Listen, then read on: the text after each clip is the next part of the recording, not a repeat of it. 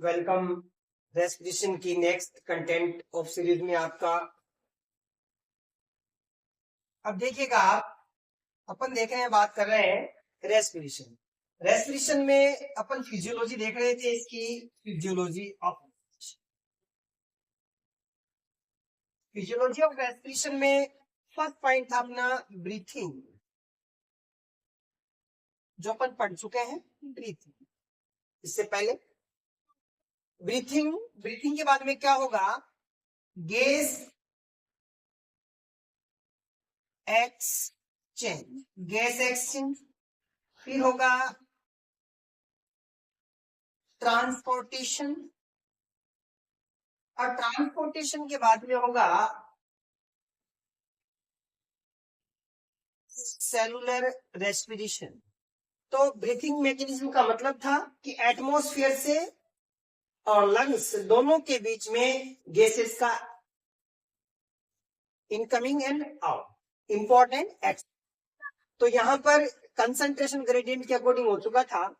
अब अपन next point ले रहे हैं गैस एक्सचेंज। गैस एक्सचेंज का मतलब यहाँ पर अपन ये देखेंगे कि गैस एक्सचेंज किस प्रकार से होता है, ये अपन देख रहे हैं गैस एक्सचेंज। और गैस एक्सचेंज के लिए आपको एक बात यहाँ पर देखनी होगी कि गैस एक्सचेंज में किस प्रकार से अपन समझते हैं। देखिए, आपको एटमॉस्फेयर में PCO2 की वैल्यू 0.3 mmHg दिख रही है, और PO2 की जो वैल्यू है 159.6 159.6 mmHg, या फिर कई बुक्स में लिखा हुआ 160 सीधा 160। ये क्या है? देखो, ये पार्शियल प्रेशर है। क्या है ये? Partial pressure. पार्शियल प्रेशर का मतलब है कि ये सी सरफेस है, और इस सी सरफेस के ऊपर टोटल जो प्रेशर है 760, 760 या 762 के रूप में अपन इसको जानते हैं। तो 760 मान ले अपन, और मान लेते हैं ऑक्सीजन का जो परसेंटेज है वो ये है। अब इसकी जो वैल्यू आएगी वो होगा पार्शियल प्रेशर। कहने का मतलब है कि समुद्र का जो पानी है, सी सरफेस है, उसके ऊपर सभी गैसों के मिश्रण का क्या लगता है? दाब लगता है, प्रेशर लगता है। और उसके अंदर जो ऑक्सीजन की जो हिस्सेदारी है PO2 की हिस्सेदारी है वो कितनी है? 162.6 mmHg है। इसे कहते हैं अपन ऑक्सीजन का पार्शियल प्रेशर। तो इसके अपन वैल्यू सोल्व करेंगे तो ये आएगी। इसी प्रकार से अपन किसी भी गैस का निकाल सकते हैं, जैसे नाइट्रोजन का 78 है, ऑक्सीजन का 21% है, और CO2 का अपन को मेन तो इन दो गैसेस का ही देखना है। इसका है 0 ये जो 4% है, इसकी अपन बात कर रहे हैं 0.04% है। अगर इसका निकालेंगे अपन इंटू 0.04 अपॉन 100, तो इसकी जो वैल्यू आएगी वो आएगी near about 0.3 mm।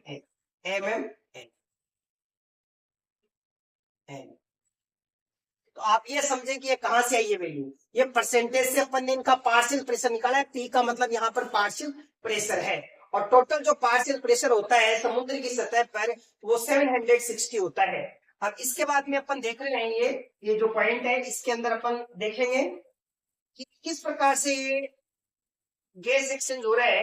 Gas exchange को अपन दो पॉइंट्स के रूप में देखेंगे यहाँ पर। पहला है pulmonary gas exchange, pulmonary gas exchange. दूसरा देखेंगे अपन systemic orbit tissue gas exchange. Pulmonary gas exchange और सिस्टेमिक गैस एक्सचेंज। और इसके बाद में होगा ट्रांसपोर्टेशन। किस प्रकार से ट्रांसपोर्टेशन होता है, पहले अपन गैस एक्सचेंज देख लेते हैं। गैस एक्सचेंज का मतलब है लंग्स और ये जो लंग्स की जो एल्वेलाई है और ब्लड के बीच में किस प्रकार का डायग्राम यहाँ पर होगा? पल्मोनरी का मतलब है लंग्स। ये वहां पर शॉर्ट डायग्राम है, यहाँ पर इसको थोड़ा सा बड़ा बना लेते हैं। ये है एल्वियोलाई, क्या है जी? एल्वियोलाई क्या है? ये लंग्स की एल्वियोलाई है या एल्वियोलस है।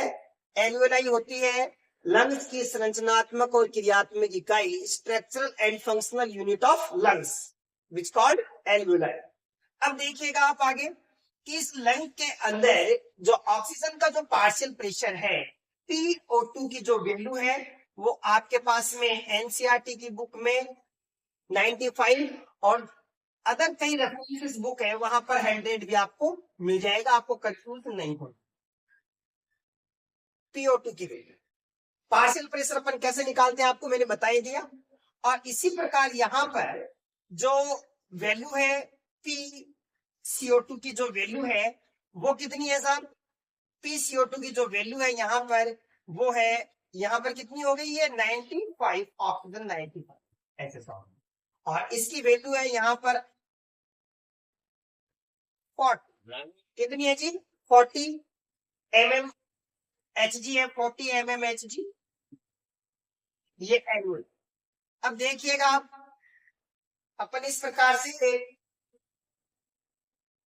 डायग्राम बना लेते हैं।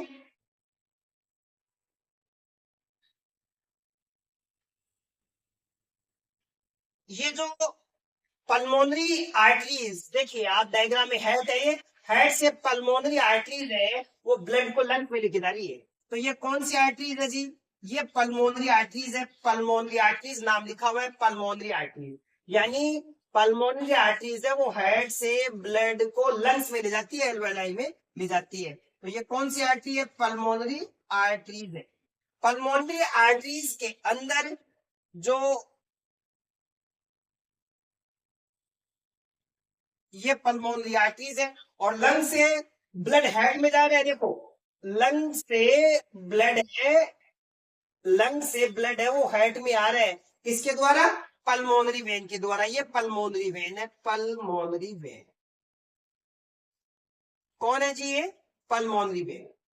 आपके सामने डायग्राम बना हुआ है। और ये है आर्टरीज, कौन सी आर्टरीज है जी?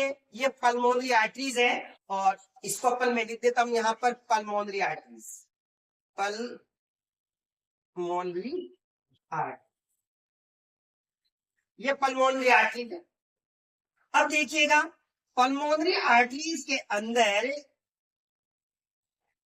जो PO2 की जो वैल्यू है, PO2 की जो वैल्यू है वो है आपके सामने है 40 mmHg।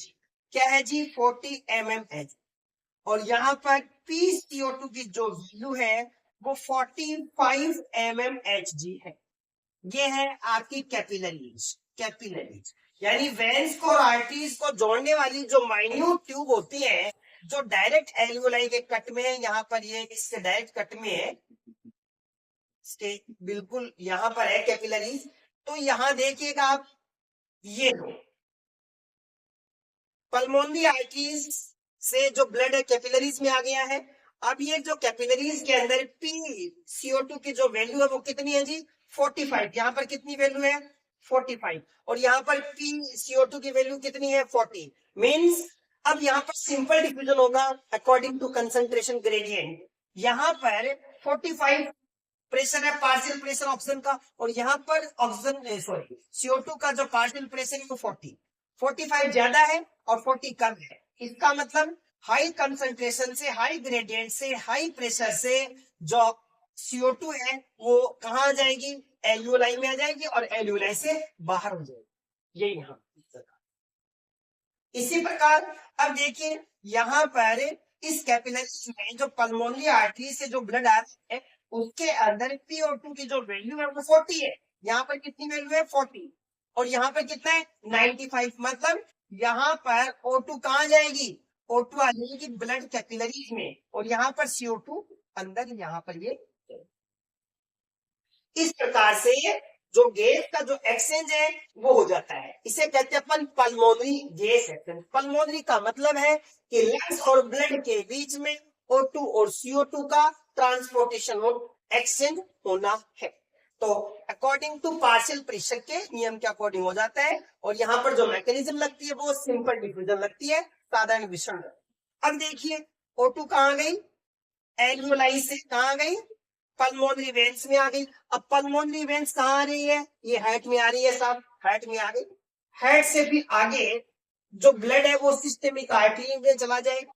इसके बाद में ये ब्लड है वो टिश्यू के संपर्क में आएगा, और इस गैस सेक्शन को यहाँ पर कहते हैं systemic tissue gas section, systemic tissue gas section. तो ये पल्मोनरी में है, आपको ज्यादा कुछ नहीं है, आपको आंकड़े याद रखने हैं। यहाँ पर एल्वियोलाई में PO2 की वैल्यू कितनी होती है साहब, 95।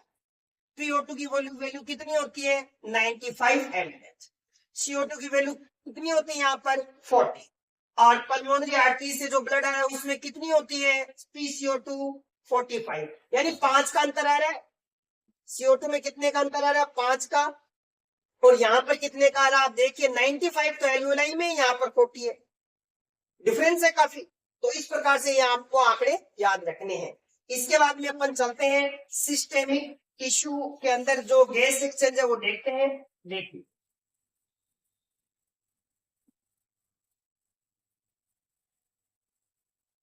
सिस्टेमिक में ये बहुत सिंपल है, ये हेड से ब्लड आ गया है, हेड से सिस्टेमिक आर्टरी से ब्लड आ रहा है, ये लो साहब। अब आगे ये कैपिलरीज में चला जाएगा, ये कैपिलरीज बना दी मैंने, और आगे बन गई फिर वेन, ये आ गई वेन टिश्यू से, ये आ गई वेन, आ गई वेन, सिस्टेमिक वेन है।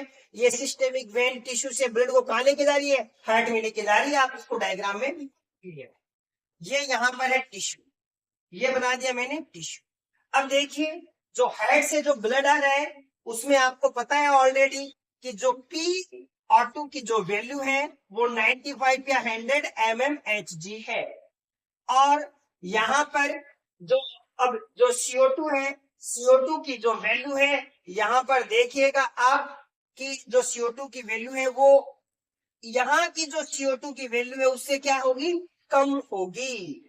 तो इस प्रकार से यहाँ पर जो टिश्यू के अंदर PO2 की जो वैल्यू है वो PO2 की वैल्यू है 40 mmHg, कितनी है, 40 mmHg, और टिश्यू के अंदर PCO2 की वैल्यू है वो कितनी है, 45 mmHg। ये टिश्यू है साहब,